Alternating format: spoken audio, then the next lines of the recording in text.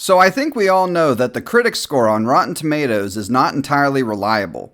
Currently, The Marvels is sitting at 62%, a fresh rating, despite being the biggest flop in MCU history. So I decided this would possibly be the best opportunity to really get an idea on how these certified film critics think and how they ultimately rate these films that are obviously complete failures. And my search did indeed prove fruitful.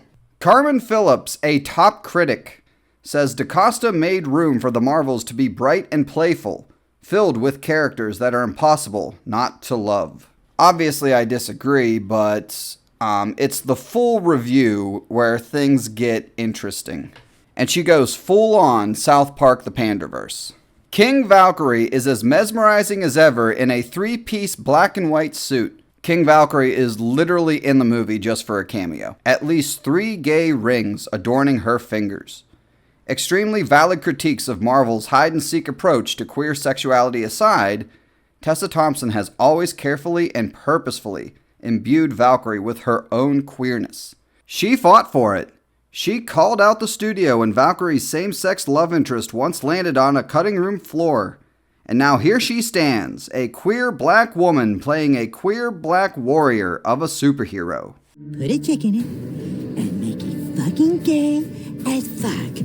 This review continues, and it gets worse. Then Valkyrie leans into Carol, slowly, so gently, the camera framing both of their profiles.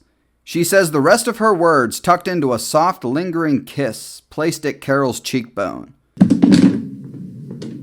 I'm gonna puke, bro. I can't do it on stream. I'm gonna puke from that. I'm gonna puke from that. There's a kind of gay you can see. There's a kind of gay you can touch. And there's a kind of gay that you just know. Who wants chowder? Guys, this is a top critic. This is her review. This is why she gave it a positive rating. And Jake Wilson here, who kind of looks like Steve Buscemi.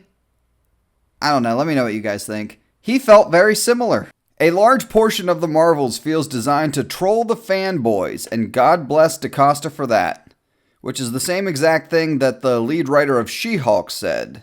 So definitely not something that DaCosta would want to take inspiration from. Steve Buscemi guy goes on to say, subtextually, this may be the queerest Marvel production yet, and then brings up Kamala. Admittingly, Kamala's schoolgirl crush on Carol might play differently if Vellani looked her actual age of 21 rather than 14. Iman Vellani's character is a teenage girl. Now, she's 16, not 14, but the way she acts in the movie is like a teenage girl.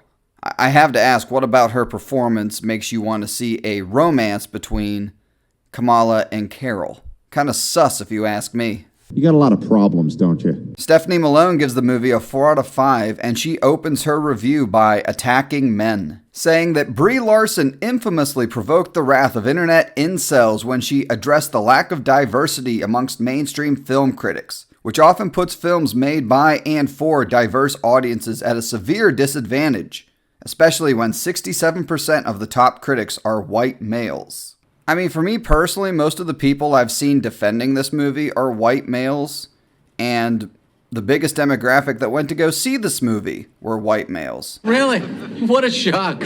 Despite having the wherewithal to repeatedly stress that she does not, quote, hate white dudes, not once, not twice, but 3 times, men's rights activists immediately targeted the bright and outspoken actress. This hateful campaign led to Rotten Tomatoes disabling the comment section across the site before films hit cinemas, aka censoring free speech, something that people like this are 100% in favor of. Now that she's back in another big budget swing at a beleaguered Marvel property, sharing the screen with 2 incredible women of color and surrounded by a highly diverse supporting cast, actual white guys in this film are few and far between. Get ready for more 40-year-old white guys telling you how trite and silly and uninspired this whole thing is. You know, I would assume that most 40-year-old white dudes are probably saying to themselves, yeah, I'm actually kind of glad you left us out of this one. And she concludes saying, as a female critic and comic book superhero fan, I'm here to tell you this movie was made for me, and I loved every damn minute of it. Damn whore. The movie failed because it was made for you. The Marvels exhibits a fun, frisky likability I haven't encountered in an MCU film since Spider-Man Homecoming. What is with the comparisons to Spider-Man from these people? He continues in his article, it's bad enough that the fanboys are gunning for this one to fail. Apparently, the sight of women proudly rocking superhero gear that doesn't make them look like flying whores may make certain male comics fans think their precious Earth 616 adventures are being ruined by wokeness. I mean, I've already shown you that the only people that want to see these characters sexualized is you people. None of you were complaining when Thor Love and Thunder gave women some eye candy. The Marvels isn't for them, and I wouldn't let their poor judgment cloud your desire to see this film. The Marvels is sweet and endearing in a way that takes girl power seriously. This woman literally looks insane. And the first sentence of her full review says, "My first attempt at this review was full of venting and misplaced aggression. Triggered. It is a fairly self-contained, family-friendly, female-forward fantasy that doesn't buckle to the bro-y burden of self-importance. The Marvels is a good time with some great moments, which is a perfectly wonderful thing for it to be." He gives it an A-. What the fuck is wrong with you? The Marvels is the MCU's best movie in years. Guardians of the Galaxy 3 released 7 months ago, by the way, and another A- score. And these critic reviewers consider themselves intellectual superiors to people like you and I.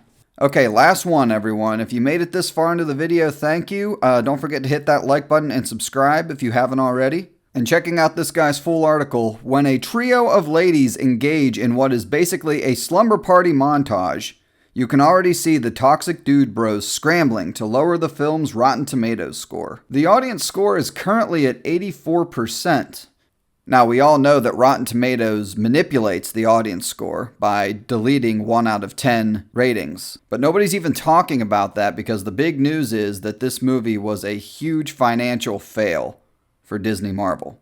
And no amount of cope from these certified Rotten Tomatoes critics will change that. Once again, everyone, thank you for watching, and please make sure you check out some of the other content for the Marvels already live up on the channel.